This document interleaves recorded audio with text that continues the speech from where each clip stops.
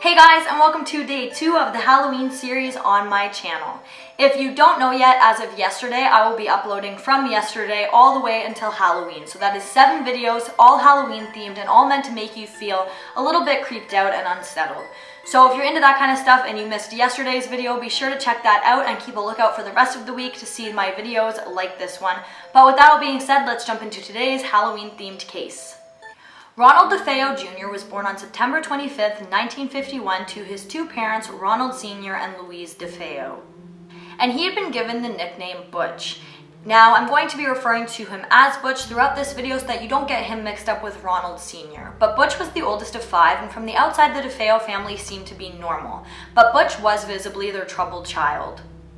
Butch, being the oldest and being a boy, made it so that Ronald Sr. would come down harder on him than the other 4. Now, Ronald Sr. was said to be quite abusive to all of his children, but he was especially abusive towards Butch. Butch was known at a young age to be the neighborhood bully, and all of the kids who knew him were scared of him, including his friends. And these problems followed Butch throughout his whole entire life, and in his teenage years, at quite a young age, he began to heavily abuse drugs and alcohol, and his drug of choice was heroin. And again, I just want to mention that his alcohol abuse and heroin use also followed him into his adulthood. At some point, Butch began to become fed up with his father abusing him and his other 4 siblings, and Butch decided to start fighting back, at one point even pulling a gun on Ronald Sr. Now, this frightened the parents and made them a little bit worried, so they started lavishing Butch with gifts and $500 allowance a week to kind of try and keep him calm.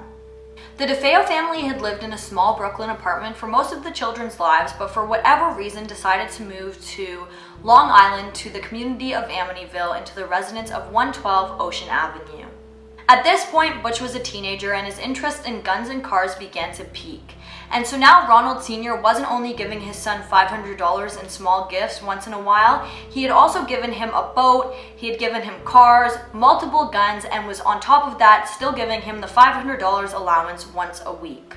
Once Butch turned 18, he began working at his family-owned auto shop. He didn't put in very many hours and he came and went as he pleased, but on top of his $500 weekly allowance, he was also getting paid for the hours that he put in at the auto shop. But despite trying to buy his son's love, Ronald Sr. still flew off the handle often on all of his children. And that did not only cause Butch some issues, but it also caused his eldest daughter, Dawn, a lot of problems. And on one occasion, she'd even tried to stab her father, but was actually stopped by Butch. On November 13, 1974, Butch had arrived at work at 6 a.m. He hadn't been into work the previous days. On the days when he did come into work, he liked to get an early start. At noonish, he decided to call it quits and stop working for the day. He went to visit a friend and then went to the mall and then went to a bar that was in the neighborhood to sit and drink for the rest of the afternoon. While at the bar, Butch made multiple phone calls to his household but was not getting any answer, and he would complain about this to absolutely anybody who would listen to him. Besides this, everybody who had witnessed Butch at the bar that day, including the bartender, said that he was acting completely normal. There was nothing out of the ordinary about him and nothing suggested that anything was wrong. Butch had left the bar a little while later and then returned at 6 p.m. yelling and screaming that somebody had shot his mother and father. This obviously shook up all of the people at the bar, and most of the men who were sitting and drinking at the bar had actually jumped into Butch's car, and they all headed back to the DeFeo home to see if there was anything that they could do to help. And the bartender stayed back at the bar to phone the police. 6 members of the DeFeo family were found murdered in their home. Ronald Sr., his wife Louise, 18-year-old daughter Dawn, 12-year-old Allison, 12-year-old Mark, and 9-year-old John Matthew. The parents, Allison, John Matthew, and Mark, all appeared to have been shot in their bed while they were asleep, and Dawn was shot in the attic, but all of the victims were shot by a .32 caliber rifle. At first, Butch told investigators that he believed that his family was killed by a mob hit due to a deal that had gone wrong at the family's auto shop, and investigators did believe him. In fact, Butch was put on safeguard because his whole entire family was murdered and they were worried that he would have been the next target. But once police began to put the pieces of the puzzle together, Butch was in fact their main suspect, and on November 14th, Butch did confess to the murder of all of his family members. He said that around 2:30 a.m. he woke up because he couldn't sleep. He grabbed his rifle and went into his parents' room and killed first his parents, then Allison, then the boys, and last Dawn. Allegedly, Dawn was woken by the noise and called down to make sure everything was okay. And that is when Butch went upstairs and shot her. And after murdering his whole entire family, Butch then put the rifle into a couple pillowcases and threw it into the Amityville Bay. Butch stood trial October 14th, 1975 and claimed that he actually heard voices telling him to murder his family. But the prosecution argued that although on drugs and troubled, Butch was not mentally ill. He was charged and faced 6 concurrent 25-year life sentences. At this point, Butch began to change his story often, and one of these stories was that Dawn had actually killed Ronald Sr., and then the mother had actually killed Dawn and all of the other children out of panic because Dawn had killed her husband. And another one of them was that Dawn had went on a killing spree and murdered the whole entire family, and Butch had only killed Dawn. These murders took under 15 minutes to take place, and one of the strange things about this case is that all of the victims were murdered in the exact same position, lying face down in their beds. And another strange factor in this case is that after investigating, they found that the rifle that was used to murder the DeFeos didn't have a silencer on it, which means that the other family members should have heard the shotguns while their other members of the family were being shot, but they hadn't. They had all stayed in bed. So investigators thought that they might have been drugged, but no drugs were found in their system. And again, because the rifle didn't have a silencer on it, the neighbors should have more than likely heard gunshots. But all of them said that despite hearing the dog barking, they hadn't heard gunshots at all that night. It is widely speculated due to this fact that there was more than one killer in this case. But this isn't a theory that has been investigated too deeply, and police haven't looked at it too intently at all. Now this next part of this case is actually what inspired the book and the movie The Amityville Horror. Now before jumping right into the haunting of the Amityville Horror House, I just want to give a little bit of background on the home and its property first. This land, just like the rest of America, at one point was owned by the natives. And the natives at one point believed that the area that is now known as Ocean Avenue, which at that time was called something completely different, was a supernatural power spot. They believed that this area was surrounded by demons, and anybody who they believed was possessed would be brought to this land to die. In the 1600s, there was a man by the name of John Ketchum who was actually kicked out of Massachusetts for practicing witchcraft and devil worship. And it is said when he was kicked out, he actually moved to New York and made a home on the exact spot where the Amityville Horror House was built. In 1924, a home was actually built on the area that is now 112 Ocean Avenue.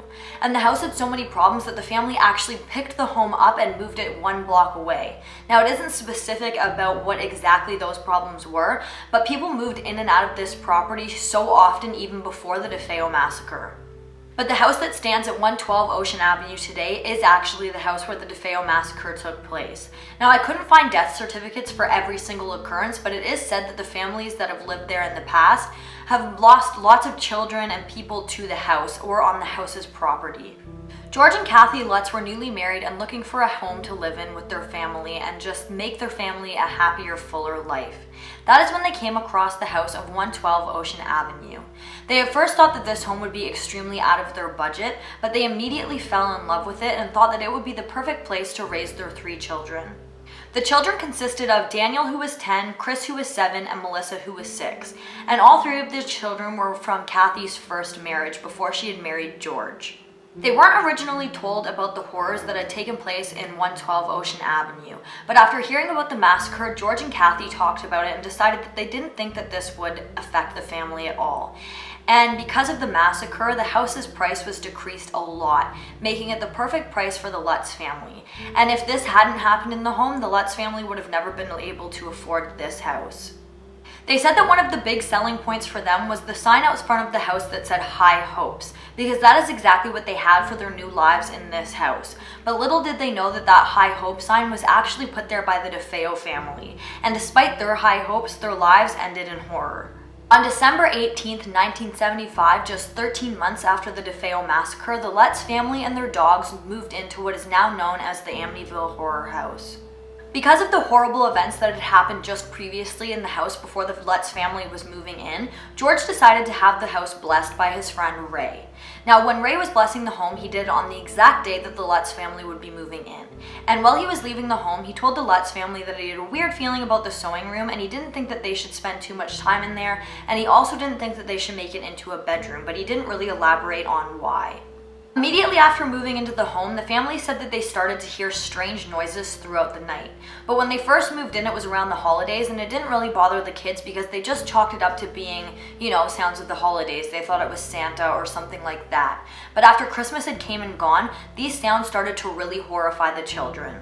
They said that every single one of the family members would experience their own personal horror that was completely different from any other family member. George Lutz was freezing all of the time, and he said that this cold was so bad that he became absolutely obsessed with making sure a fire was blazing at all times. The family began to fight a lot, which was really unlike them, and they started to notice black stains in all of the toilets and showers and sinks, and no matter how many times Kathy would clean them, they would reappear just moments later. They also said that the home was extremely infested with flies, especially the sewing room, and despite the fact that it was the dead of winter, the longer that they seemed to have stayed in the home, the more flies seemed to come up. One day, Kathy Lutz was in the basement of the home and she was just kind of moving around furniture when she decided to move a shelf. And she said that behind this shelf she found a small door. And when she opened the door, the room that was inside of the door was completely painted a solid red. She said that the dog was so terrified of this room that it wouldn't go near it, and when they tried to force the dog to go near the room, it started wincing and freaking out and being noticeably terrified. Another strange thing about her finding this door in the basement was that it was not on any of the floor plans, absolutely anywhere. Kathy also said that after moving into the home, she started having very vivid nightmares about the murders that had taken place in the home. And these nightmares were so vivid, and she'd actually gotten information from the nightmares about the murders that had never been released to the public. On top of all of that, George DeFeo also started to wake up after moving into the home every single night at 3:15 on the dot. Now, not only is that said to be the devil's hour, but it is also the estimated time of when the murders took place. And when he walked around the house, he started to notice that all of the Lutz, who were normally back sleepers, had begun to sleep on their stomachs, just like the DeFeos before they had been murdered. One day, Melissa Lutz, who was the youngest, actually asked her mother, Kathy, if angels could talk. Now, this was a strange question in itself, but when Kathy kind of tried to dig deeper into what her daughter was talking about, she said that she believed that there was an angel in her bedroom named Jody who spoke to her. And even stranger, Melissa described this angel as looking like a pig. And she said that this pig-looking like creature could be big or small and could be both visible and invisible. George and Kathy Lutz both kind of just dismissed what Melissa was saying and chalked it up to her imagination, until George started seeing what he described as glowing yellow eyes from Melissa's window while he was walking back from the boathouse every single night. He said that he would run into the house to try and see what this was, but by the time he got into Melissa's room, there was absolutely nothing there. They said that on top of this, they'd also found strange hoof prints in the snow leading up to the house, and they would often go into Melissa's room to find that her rocking chair was rocking while nobody was in the room. At this time, George and Kathy Lutz were completely done with all of these spirits in their home, and they decided to do like a ritual to try and get all of the spirits out. So they opened all of the windows and doors in the home and walked around saying the Lord's Prayer. But while they were doing this, they said that they could hear a demonic presence telling them to stop. And they believed that this is what actually angered the spirit and made the situation kind of escalate. They said that while all of this was going on, they tried to call Father Ray multiple times, but the calls would always cut out. Father Ray later claimed that while he was in the sewing room that day trying to bless the home, he had actually heard a demonic voice telling him to get out, and then he had felt somebody slap him. Why, after having this experience happen to him, he allowed the Lutz family to subject themselves to such a horrible living state is beyond me. But the Lutz family only lived in the Amnityville horror house for a total of 28 days. And they said that on the night when they fled the home, such horrible things had happened that they do not wish to recap these to absolutely anybody. And they've never spoken about these encounters ever again.